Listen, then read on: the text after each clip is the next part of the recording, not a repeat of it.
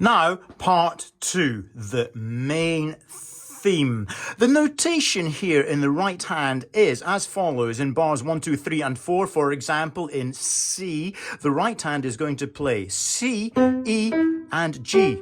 And then C, F, and A.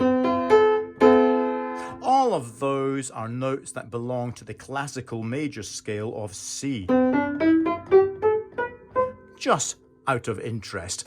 When we move to the key of F in bars 5 and 6, the right hand is going to play, here's the left hand, but the right hand is going to play C, E flat, and G, and then C, F, and A. Those are the two chords you need to know. What's this C, E flat, and G? Well, I know you want to know your theory. The E flat is the dominant seventh of F, and the G is the ninth of F. 1, 2, 3, 4, 5, 6, 7, 8, 9. Fascinating, isn't it? Now, when we move to the key of G, the notation in the right hand is going to be D, F, A. And then D, G, B. And by the way, once again, look at that. D, F, A. That F is a dominant seventh of G, and the A is a, yes, you guessed it, a ninth. Once again, fascinating theory. I know that you probably want to know, but let me demonstrate part 2, the main theme, slowly. 2, 3, 4.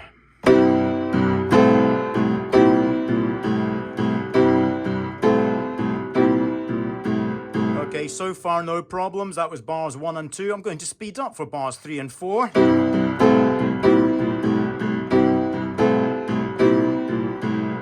Now bar 5 in F.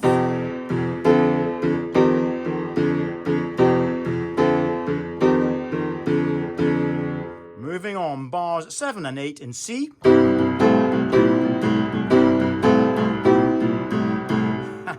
And bar 9 in G, just one bar in poor old G.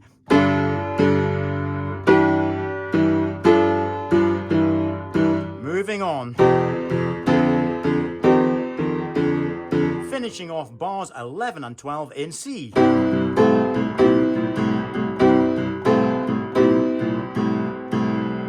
And that concludes part 2, explained. Now, part 3, bars 1, 2, 3, and 4 are identical to part 2. However, remember in part 2,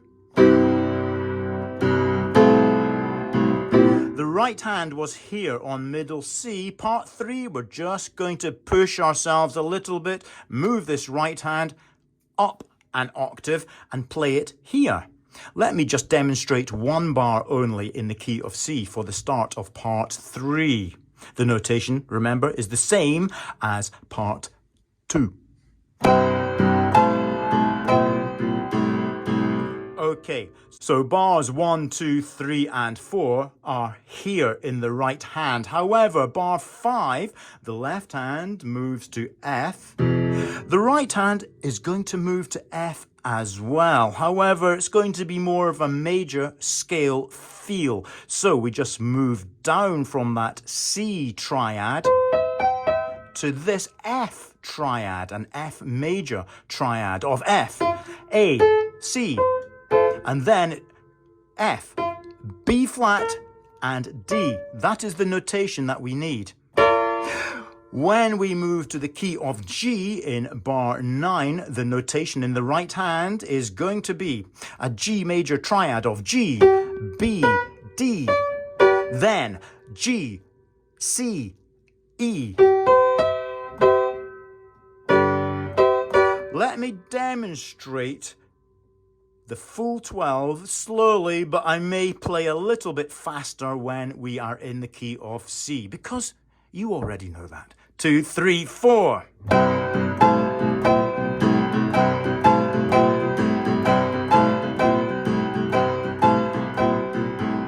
Whoa, not that fast. Moving on to bar 5 and F.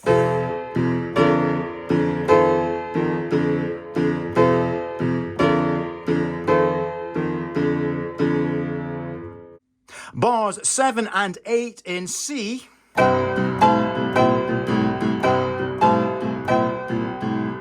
Again, slow down.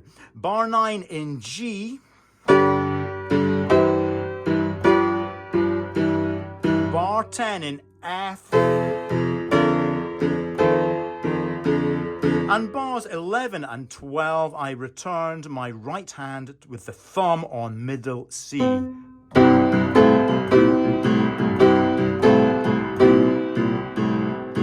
And that concludes part 3. Now we move on to part 4, jazz chords. The notation in the right hand here is, first of all, in the key of C, for example, bars 1, 2, 3, and 4, E, G, A, and C. What's this A? Does that belong to C? Yes, it does. It's a jazz note. Remember the ninth? Well, ninths and sixths, I call those jazz notes, and this chord is a very jazzy chord. That's why I call it jazz chords in this part 4. So, bar 1 should sound like this. Okay, I'm going to move on and give you the notation in F and then G, and then talk about something I call pushing. What's that? It's that. It's just that timing there. Dum, dum, dum. I'll come to that. Notation when we move to the key of F, for example in bar 5, is right hand, E flat, G, A again, and C. Do you want the theory? Do you want to know what that is? No. Yes, okay. The E flat is the dominant 7th in F. The G is the 9th in F. The A is the 3rd of the major scale of F. And the C is the 5th of the major scale of F. Fascinating, isn't it? 2, 3, 4, 1 bar demonstrated. Let me give you the notation in the right hand in G. The theory is identical to that in F, by the way. Dominant 7th, 9th, major 3rd, major 5th. However, the notation in the key of G in bar 9 is F, A, B, D. Now let me play a full 12. Remember I talked about pushing? The best thing for me to do is demonstrate, and just keep an eye on this. The coordination between the left and right hand. What is the left hand playing when the right hand is playing something? Watch this slow demonstration. 2, 3, 4.